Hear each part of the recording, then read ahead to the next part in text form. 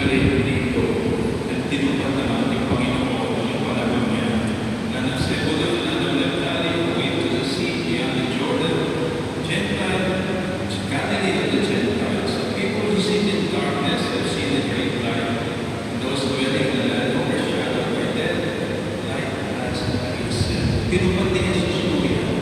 Nagpunta siya dito sa Capernaum, na sa Sebulun at sa Naphtali. Yun ang lugar ng mga pagano at the time in the place of Galilee. Alam natin ang Nazareth, nasa Galilee din po yan.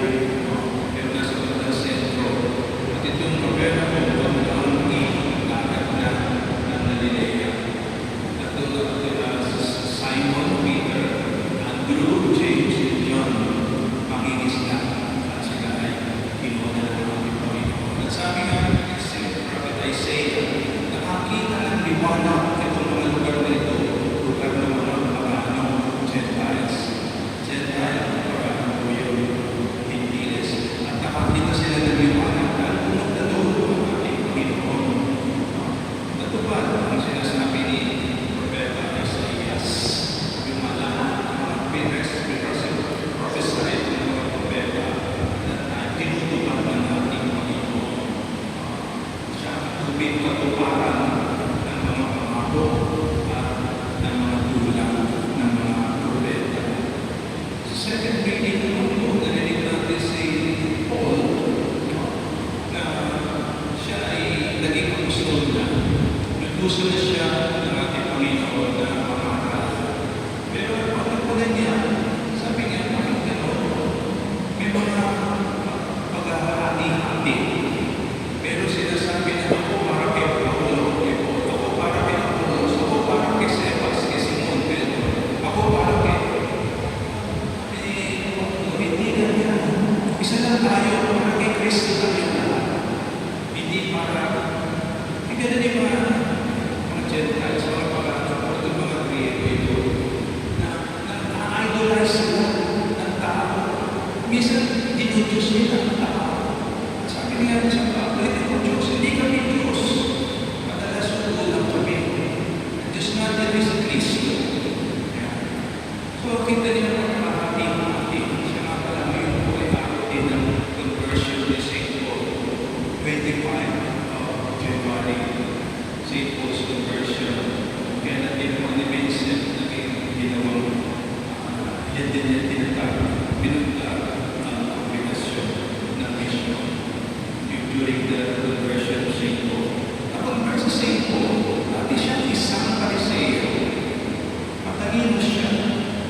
Kaya nangangaral siya tungkol sa Diyos. At yung alam niya sa Old Testament, yung pangako ng isang nakapagligtas, si Jesus. Kaya alam niya na si Jesus na yun, nung magpakilala sa kanya, si Jesus, on his way to Damascus. Si Paul, si Saul, lang yan pangalan niya, Saul, isang Pariseo. At nakahanap siya na nakahanting siya ng mga Kristiyano, mga tagasunod ni Kristo, para ipakulong. Later, ipamatay. Ganun lang kanya nakamarin, kaya sila nakakap nito saan.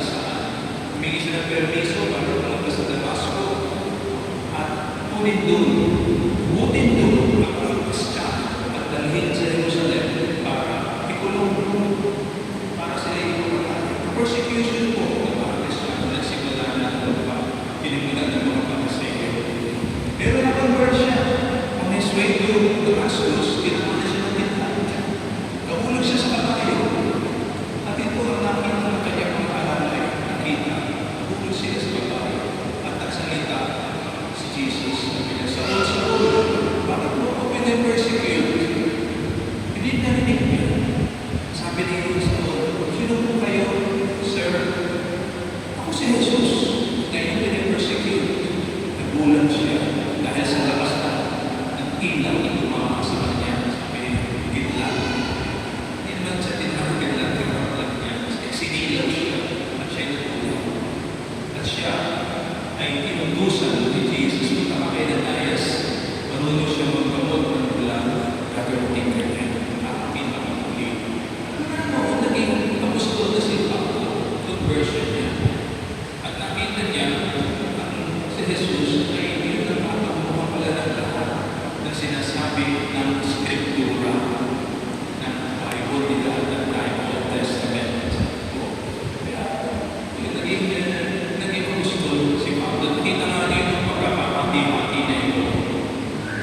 Alam niyo po, hanggang sa ngayon, naghahati-hati. No? May naghahati ng simbahan ni Jesus, na tinatang ni Jesus. Mayroong mga nagpupunta, sabi, ang nagpunta ng mga simbahan, sabihin ko kasi simbahan. At yun ang ayaw ni Jesus. Alam niya nangyayari ito. Alam niya nangyayari. Kaya hindi na niya mapigilan. Yun ang kanya, isa sa mga misyon ng ating simbahan, ng ating mga misyonero. Ibalik sila sa kawan ng Diyos. Kaya ngayon po Enero ito, yung Enero, nagkakaroon din po ng ecumenism. May ecumenismo tayong sineselebrate. May ecumenismo. Ito po yung mga iba-ibang religion, ibang major religion, Buddhist, Evangelist, Methodist, ganyan. Yung mga main practical religion na pinipilit ng ating simbahan na pagsama-samahin, ini-invite sila. At tinitignan dito ang pinaka-commonality o natin tignan ang diferensya natin. Baka gano'n. Let's come together and let's see what is common to us, what we believe in common. At yun ang ating palaguin.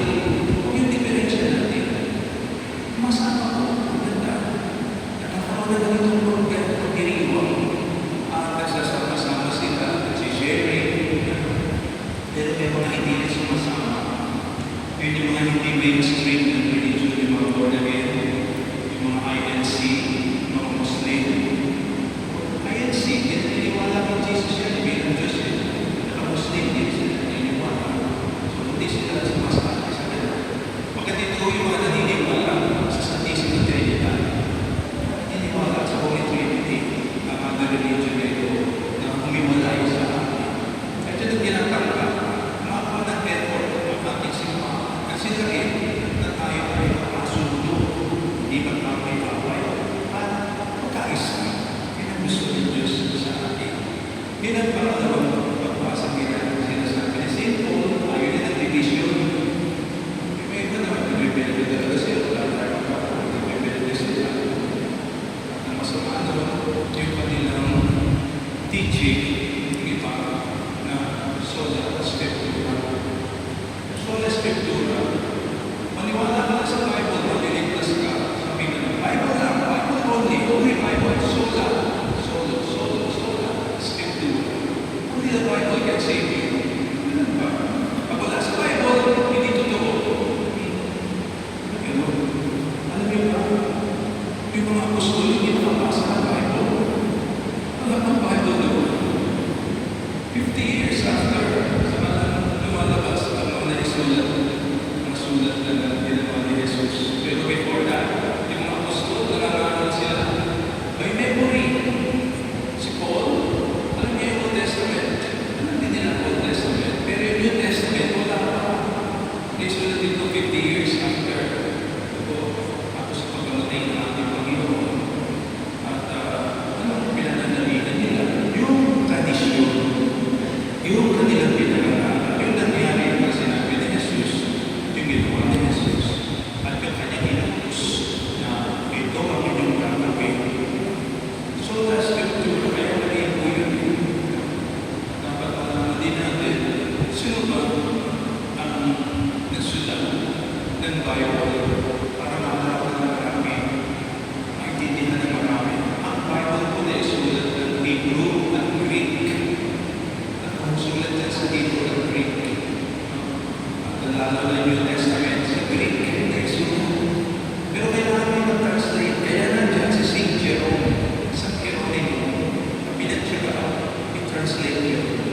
Ang mga nagsulat nito after ay yung mga monke, mga monks, mga stereo. Pero ang isulat ito ni St. Jerome, sinulat dito sa common language. Ano ba common language? Latin. Bakit Latin? Sapagkat ang Roma, nakasakot ng almost all of European countries. Yun na lang well-known countries na hindi mo lang ang Asia. Tayo na. Meron konting Asia minor kapag nila doon sa mataas na Russia, sa continent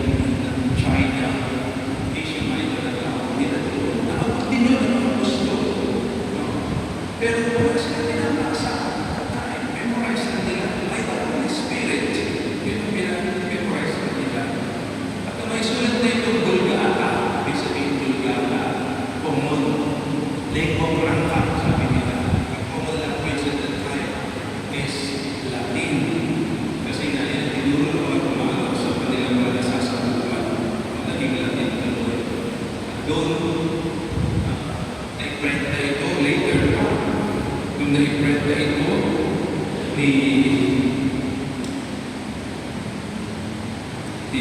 Johannes, Condit. si Johannes Gutenberg, isang German. Johannes Gutenberg ang nag-imprint ng Bible para maging isang aklat. Pero before that, bago ma-imprint na yan, nagawa mo na ng mga chapters. Kung gumawa ng chapter, Catholic po ito. Kung gumawa ng chapter na yan, ay malagay pa, kundi isang archbispo sa Canterbury, si Bishop Stephen Langton.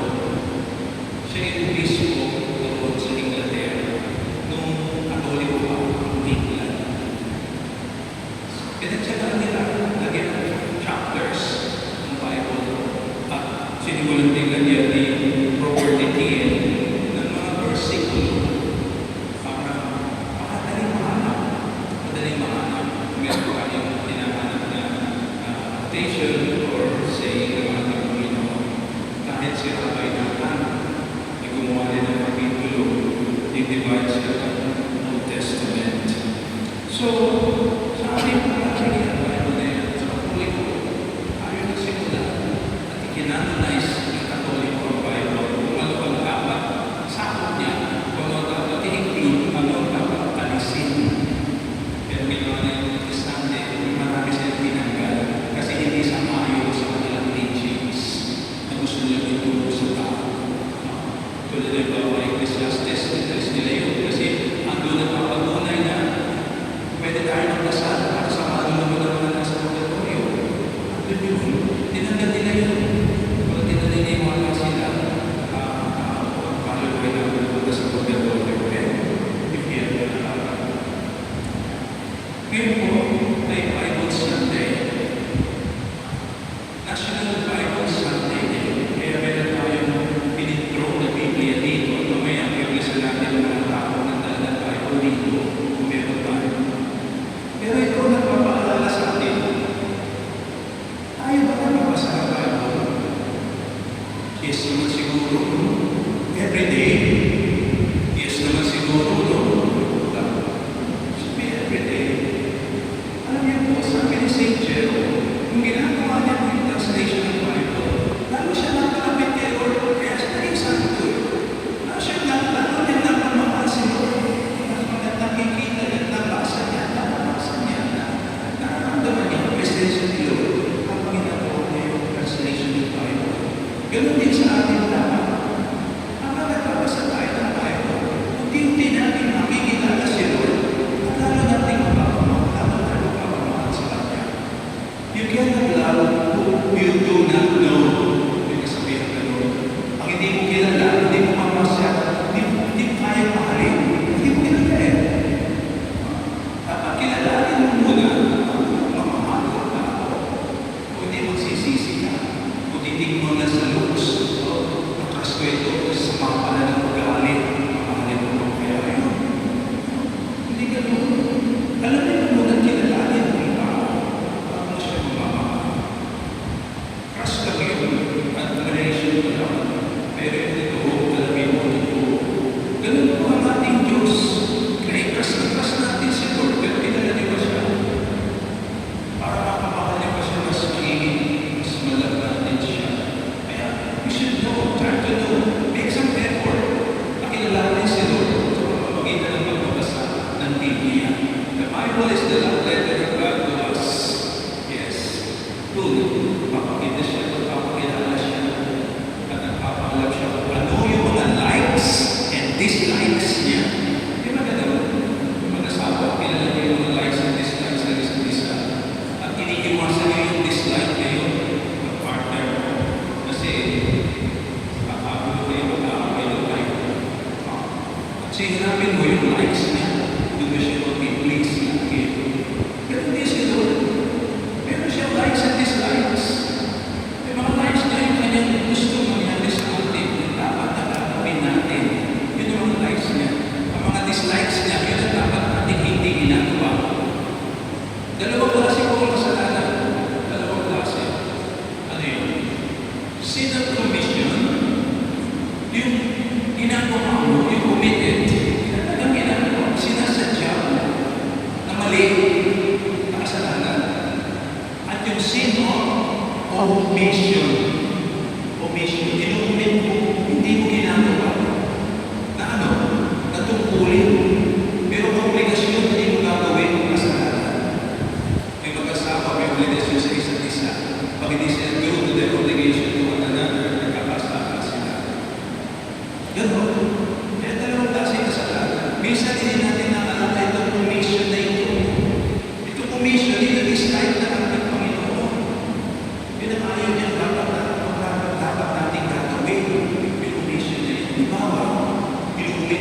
magsimba. Hindi tayo nagsisimba. Inuumit natin magdasal. Nandito ba? Inuumit natin magbasa ng Bible. So, kasi, bakit? It's a kind of rejection. Refusal, ignorance. Sabi nga ni St. Jerome, ignorance of the Bible is ignorance of God. Pag ignorante ka sa Bible, di mo alam kung naman ang Bible, ignorante ka, di mo kilala si Lord, di mo siya kilala. Ignorante ka sa kanya. Delikado po. Alam na natin sa mga gospel na yan, narinig ka na sigurado, yung may kumakakot kung sa kasalan. Lord, open the door, open the door. Ano sabi nila? I don't know you. Who are you? Where do you come from? Where do you come from? I don't know you. Ibabalik sa akin. Hindi niya kinilala si Lord. Kaya hindi niya siya kilala natin, Panginoon. Pero nabibiling pumasok. Dahil nga po, madilim sa labas. Pero, babalik lang sa atin na ginagawa natin sa Kanya. Hindi natin siya kinilala. Hindi kanya kinilala din later on. Pagdating mo doon sa Kanya. Pintuan, hindi tayo nagpapapasok. Delikado. Kaya try po natin. I-try natin magiging. Make some efforts na makilala natin ang Panginoon. Para makapag-iwas natin sa mga kasalanan. Ang dami pa rin nagnanakaw. Ang dami pa rin pumapatay. Ang dami naghihiganti. Vengeance is mine. Sabi na ako nagpahala maghihiganti para sa iyo. Maghihiganti. Marami po. At sinasabi ang ating Panginoon. Ano na natin yan? Minsan hindi na. O iba, nakakalimutan. Malaking ninanakot, milyones. Di ba? May maliit na naman nanakot sa lahat. Di pa kayo milyones na nakapit. But still, with the Lord's death commandments. At marami po. Kaya inaaral natin tayo makakasala. Commission. So, ginagawa natin, commission. Yung mga dapat natin, ang talikuran na ito gagawin, ay ginagawa natin, pero dapat natin gawin, hindi natin nagagawa. Kaya po, napakaganda na natin na mapapasa ngayon. Si Jesus used to go to synagogue every Saturday. Hindi siya pumapalik. Tuwing Sabado, ang kanilang linggo, nasa synagogue siya. Ang ginagawa nila sa synagogue, yun po ay isang galing parang chapel lang. Maliit lang, hindi ito malaki. At ato po, mga kalalakihan ay sumasamba sa Diyos sa pamamagitan ng kanyang salita. Ang kanila ginagawa ay palakati ng unang isa. Ito ginagawa natin ngayon. Palakati ka lang tayo. Ang sa susunod palakati ay ang Last Supper. Yung ginawa ni Jesus sa huling hapunan. Nagbinigay niya ang kanyang sarili. Nagawin pa ang paligid natin. Pero yung pahagi ko ng pahagi ngayon, tulad na ginawa ng sinagoga, liturgy of the word, salita ng Diyos ang dinidiscuss ko. Minsan nagkasa si Jesus. At nung sabi niya, nung binasa niya yung kanyang propeta Isaiah, sabi niya, ako yung kinasabi ni propeta Isaiah. So, yan na po tayo. Kaya sana ay maging obligasyon yung pagmamahal natin sa ating Panginoon. Yung ating obligation of love. Ang lagi ang natin dito sa ating sinagoga, sa ating kamanan ng Diyos. At tayo ay mapakatawayo. At ang Diyos ay. Hindi ba sabi ng Father, wala kami Bible sa bahay. Mahal ba Bible? Wala. Mahal ba yata yung load? At saka yun bitita. Mahal ba yun eh? Ang pisan po, hindi kaya bilhin eh. Pero pagdating sa Bible, hindi. Hindi mo magastos ang salita ng Panginoon. Ang salita ng Panginoon ay talagang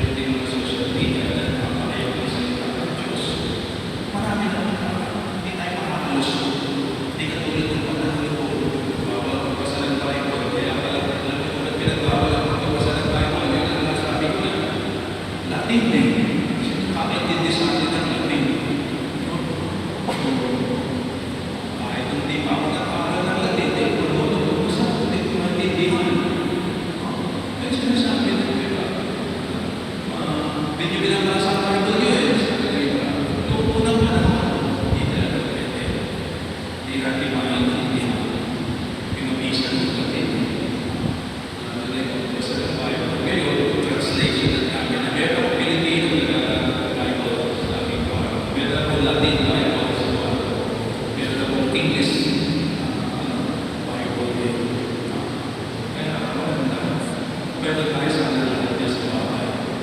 Kung tinagalan natin ang positibo sa bahay, isip natin, bless tayo kung may crucifix tayo sa bahay. Pero hindi na Biblia. Pag may Bible tayo sa bahay, bless din tayo. Bible ay ang Diyos. Salita ng Diyos, ang Diyos mismo. In the beginning was the Word. Sabi ni John. In the beginning was the Word.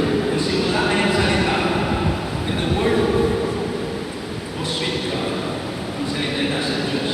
And the Word is God. Ang salita ay ang Diyos.